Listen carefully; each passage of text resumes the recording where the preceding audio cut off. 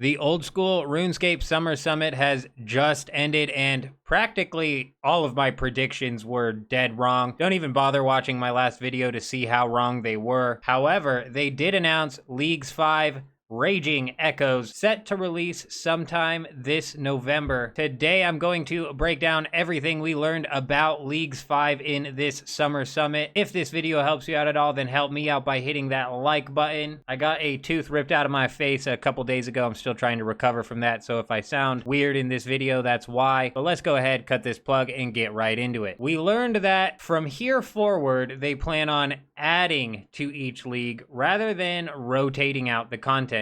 And with Leagues 5, they plan on implementing a combat mastery system. This system is set to replace combat relics, putting them into a separate category, which will run alongside the other relics. Mod Arcane also said that they will be going over every single tier of relic and rehashing them to hopefully make them feel more fresh than ever. Personally, I'm excited to see how all of that ends up working out, but another thing that they brought up is enhanced bosses, or as they called them, echo bosses. Essentially, these are going to be more difficult versions of specific bosses that are going to have different mechanics than the regular version of that boss. You're going to be able to get brand new, unique drops from these echo bosses, with their hope being that they can separate where some of the best in slot gear is coming from. For example, the best mage weapon may not come out of the desert this time around. This is interesting, and I'm definitely curious to see what sort of weapons or best in slot drop ideas that they have come up with for these echo bosses. Let me know down in the comments if you guys have any good ideas for these mega drops. But speaking of mega drops, Mod Arcane also brought up that they are wanting to